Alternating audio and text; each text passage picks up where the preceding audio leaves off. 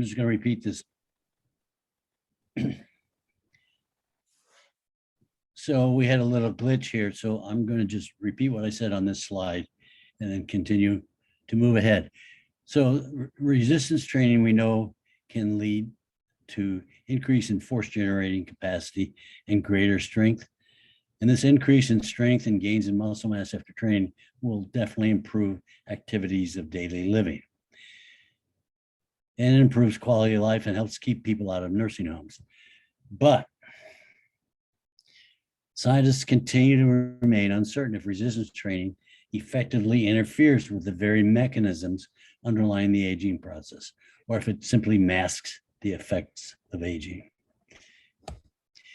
Most experts simply believe that the best resistance training can do is simply slow down sarcopenia by masking its effects through increased muscle mass and strength. They believe sarcopenia is inevitable, that it's going to get us sooner or later. So what happens to the mitochondria in sarcopenic patients?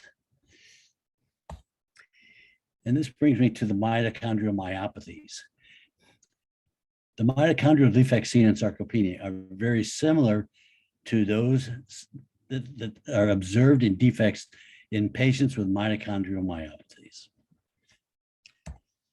And so what are mitochondrial myopathies? These are rare inborn genetic errors of human muscle mitochondria, and they present early in life as exercise intolerance, progressive muscle weakness, balance and coordination issues, seizures, and learning defects.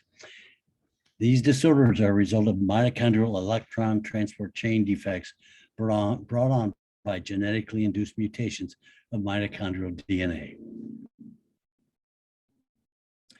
And here's a picture of this poor individual that has lost his muscle mass because he has a mitochondrial myopathy.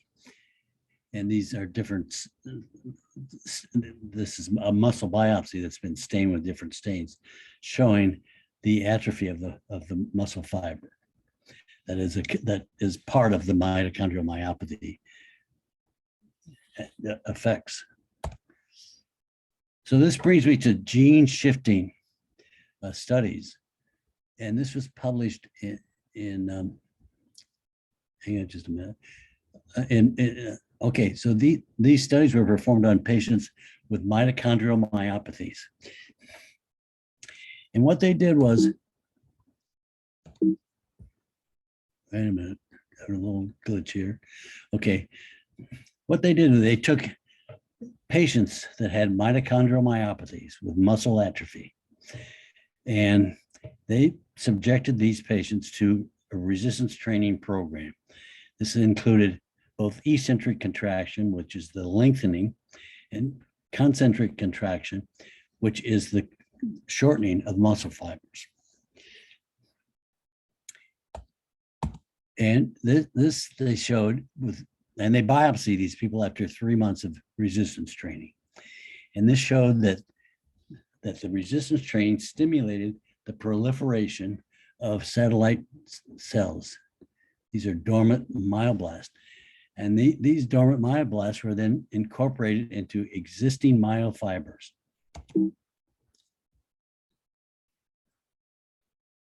Hang on, I have a little trouble with my advance here. And this resulted in new mature myofibers. And then these myofibers were incorporated into damaged old mitochondria and resulted in the formation of new wild-type mitochondria. And this shifted the population of old mitochondria from mutated to wild-type. In other words, it reversed the accumulation of mutated mitochondrial DNA to the wild-type mitochondrial DNA.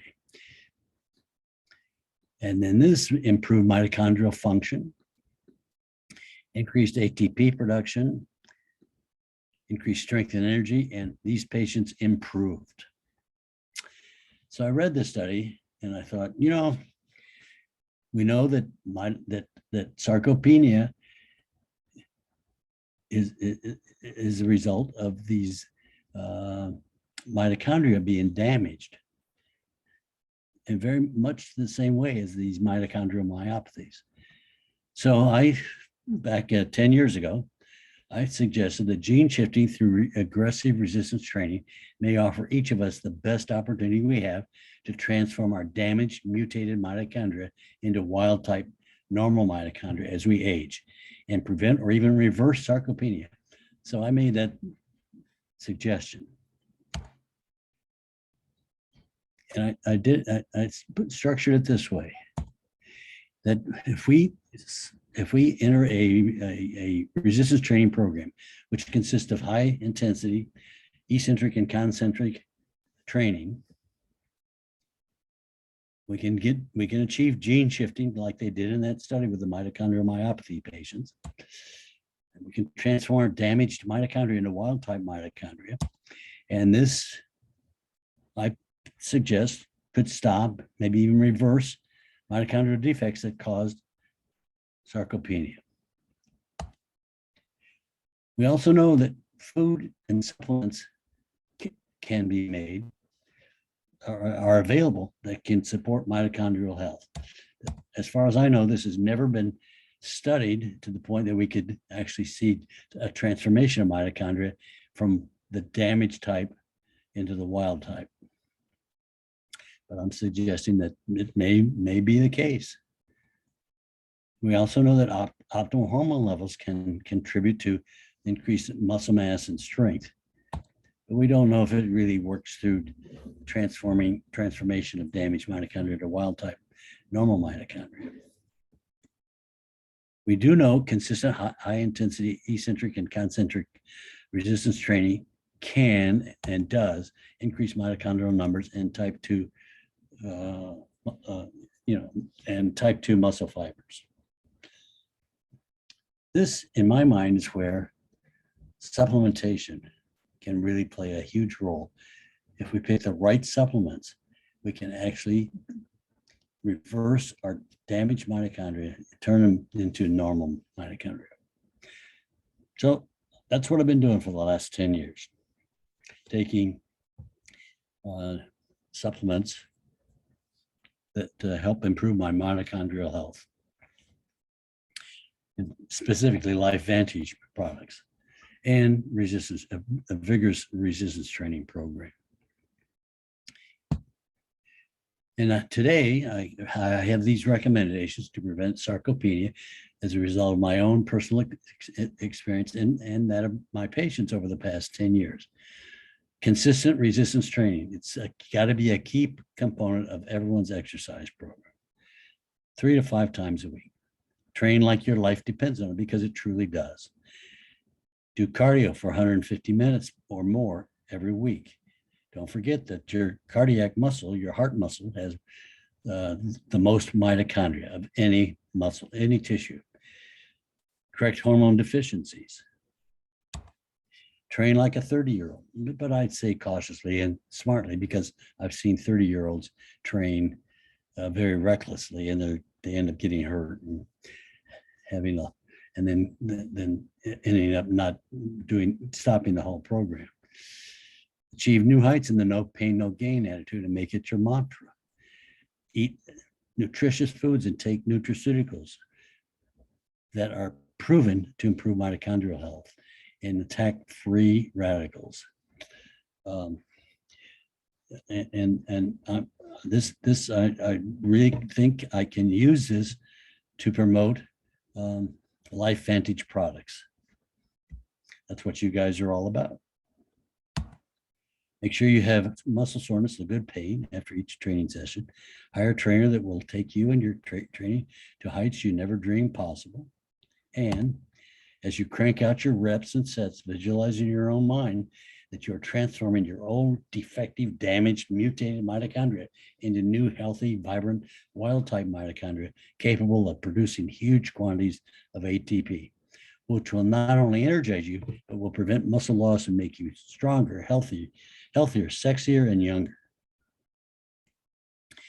convert your old damaged mutated mitochondria into the new healthy vibrant wild type mitochondria. And you can see this mitochondrion right here is loaded with ATP.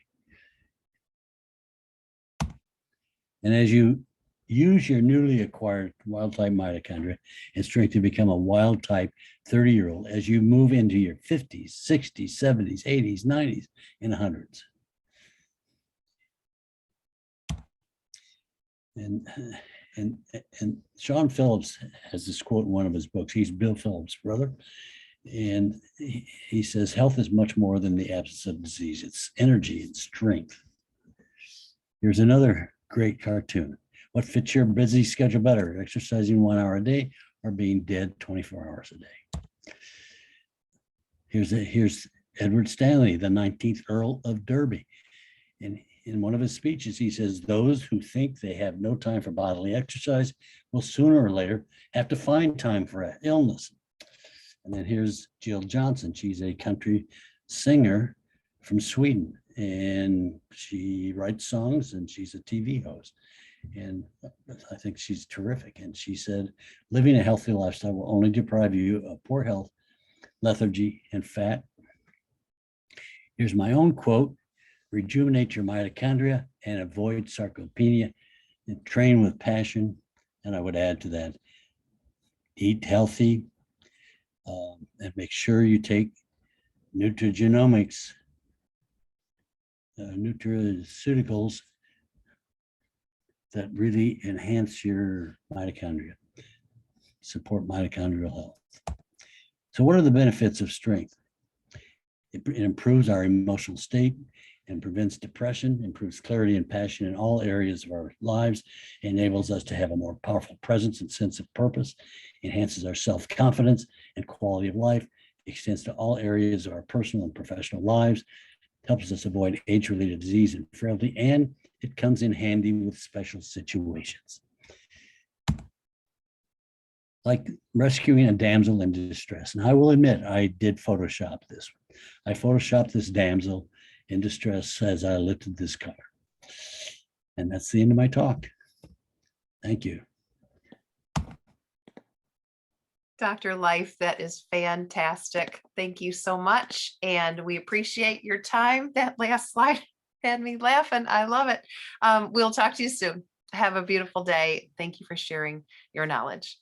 Take care. Thank you. Mm-hmm.